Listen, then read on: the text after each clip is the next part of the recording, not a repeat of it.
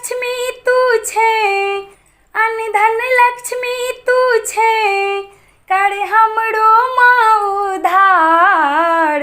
तोहर आशीष के बिना निर्धन ई संसार, तोहर आशीष के बिना निर्धन ई संसार।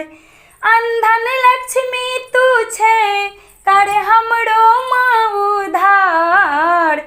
तोहर आशीष के बिना निर्धन ई संसार, तोहर आशीष के बिना निर्धन ई संसार। नेह बखारी भर दे मैया, घर घर में आवास करे। बिलख रहल छौ बेटी मैं गे, आब नि तू निराश करे। दुख तेहने ने घेर लेलक, दुख तेहने ने घेर लेलक, जे सगरो लगे अन्हार।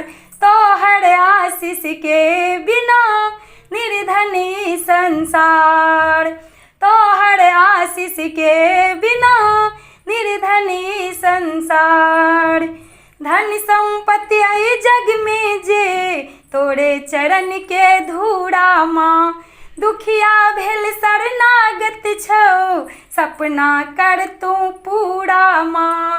कर खाली मोर गे मैया, कर खाली मोर गे मैया, तोरे कोना करी सत्कार।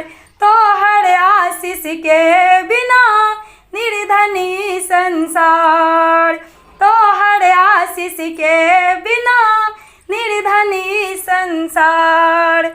आसक नाह चढ़ल छी हम, आब तुमा पतवार बनै। किशोरी तोरा से सुख मांगो, निसिये तू उपकार करे। आसक नाह चढ़ल छी हम, आब तुमा पतवार बनै।